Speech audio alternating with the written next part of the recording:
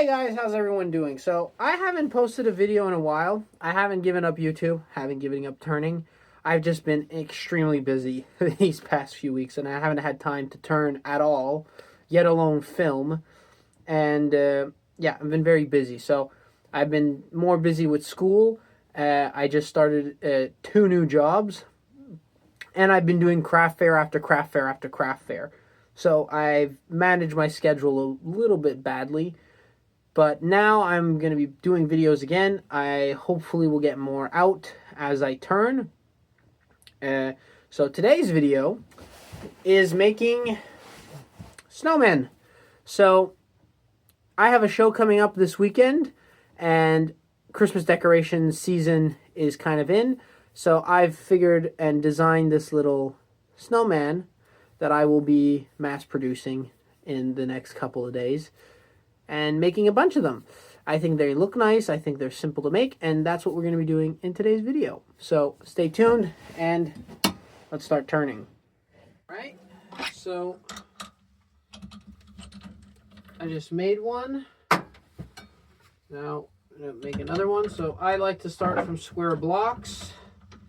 The reason for this, I never really talked about this. It's for 2 things. One, they fit directly into the chuck, so it's super easy. Second, you can easily tell if there's defects in the wood, compared to when you're turning branches and you don't know if there's a bark includer or knots or whatever. This is clear timbers, ash. And second of all, you get a known diameter. So if I'm turning, let's just say this, see I have not there, here, and it's not equal, so it doesn't fit directly in. So that's one of the downsides of turning branches. Or if I'm looking at this, you can see that it's kind of like that. So it's going to turn off center. So I think that that's the diameter that I can get, but in reality, the diameter that I can get is smaller.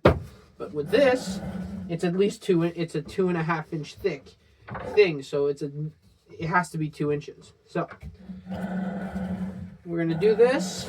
Very simple.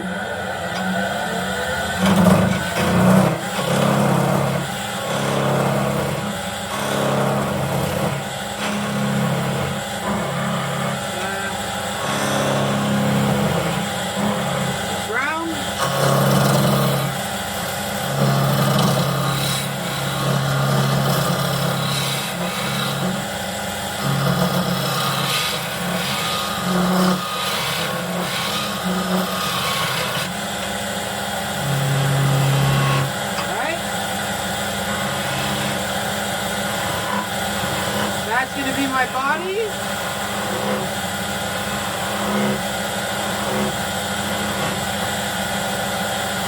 And that's going to end there. Parting tool.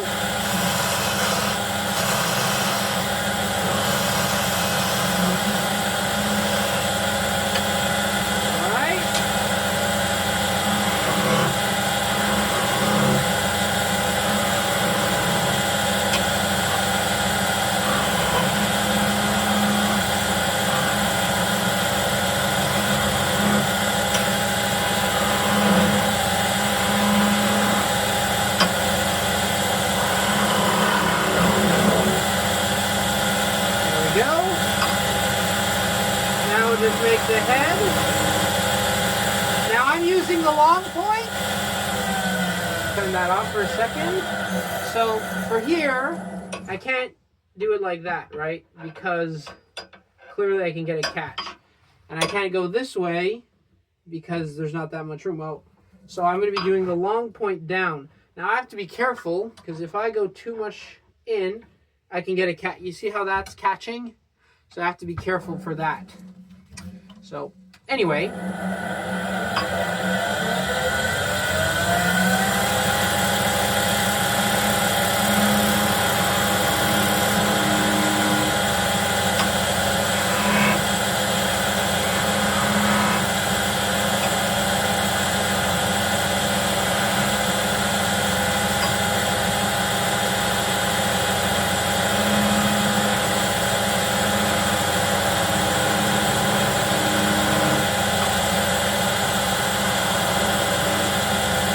go. Now for the hat, very simple parting tool.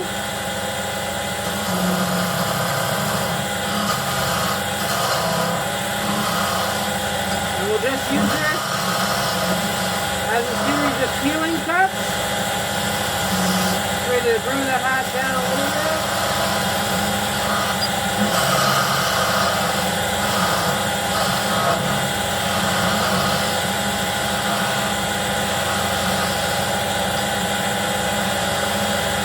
Here we go. That's what we're going to part off.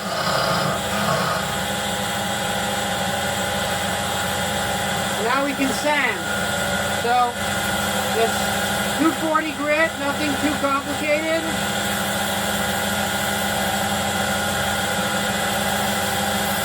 Get all rid of those imperfections.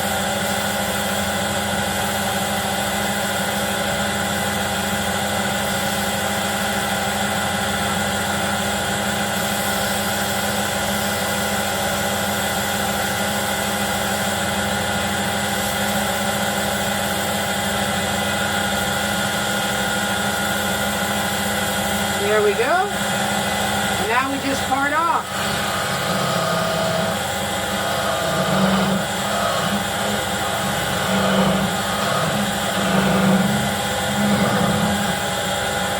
There we go. And then just take this nub off. Use the skew. There we go. And then just sand. Boom. Snowman. Might as well. Now I decided to make another one, so I'm going to show you that process too. So again, square block straight in the chuck. I'm using the shark jaws on this. I like to leave like 2 teeth so I have room to play with. So I don't leave too much wood on the lathe, but I also have a firm grip. So clamp that down. That's nice and tight. Yep. Nice and tight. Put that in there. Rest doesn't change height. And let's go.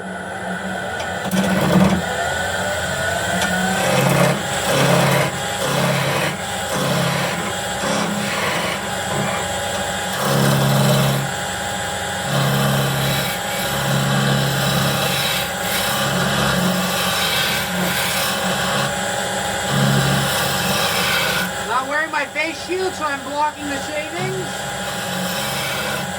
Don't want them in my eyes.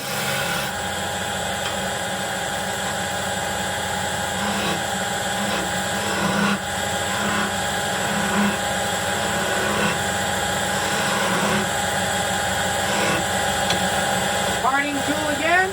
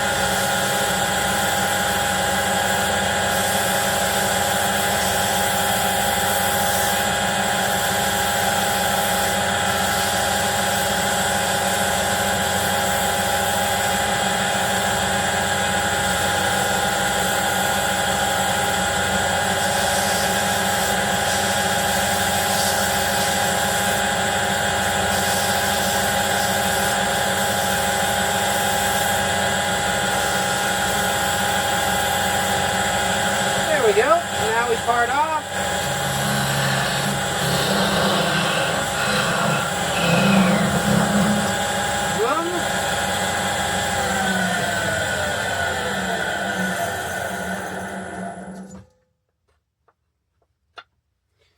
The skew.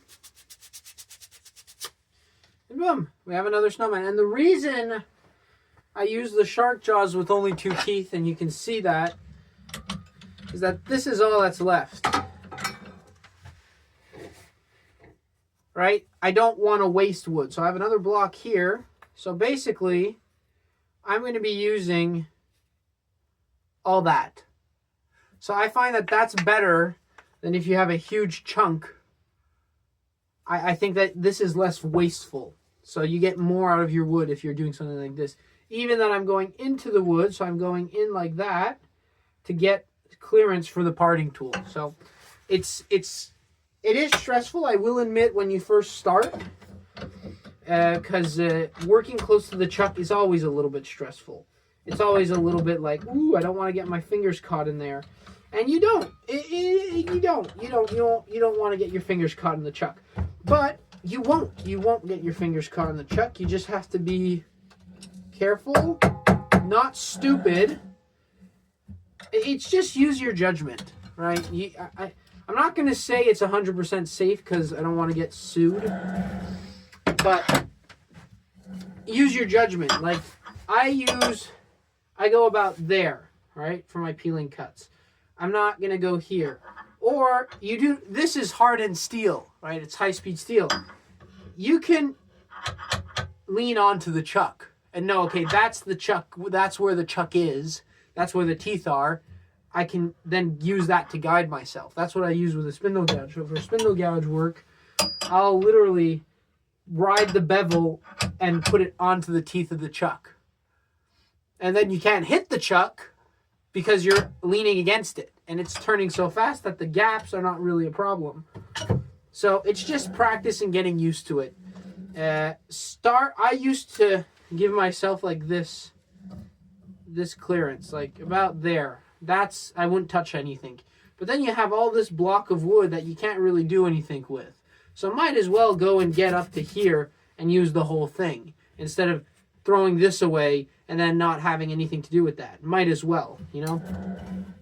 So that's my theory. So I'm going to do another one.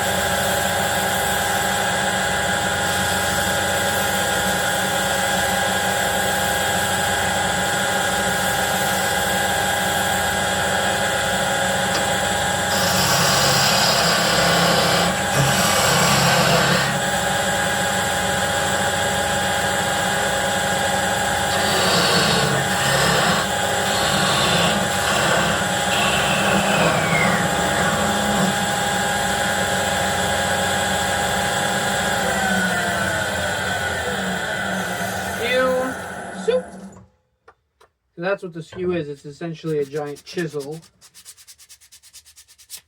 Just sand that. Could have sanded the corners. It's too lazy to do it. There you go, another snowman. So I hope you guys enjoyed this project. I have a bunch of them. I made 5. It's a fun project for skew chisel practice, as is everything. I think that the skew is a very underutilized tool.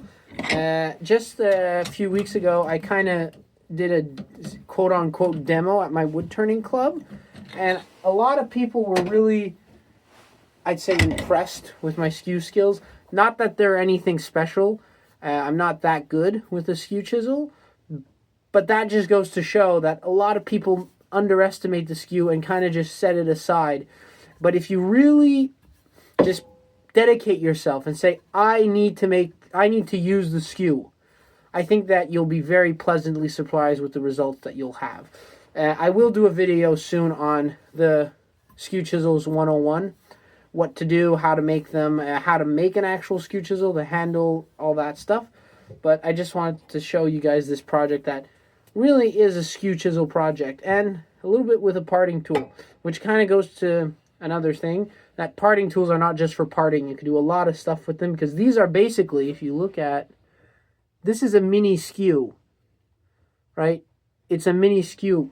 This is a beading and parting tool. So Richard Finley, it's his signature tool, and you can see it's a skew chisel, but it's basically it's a beading tool, but it's also a parting tool.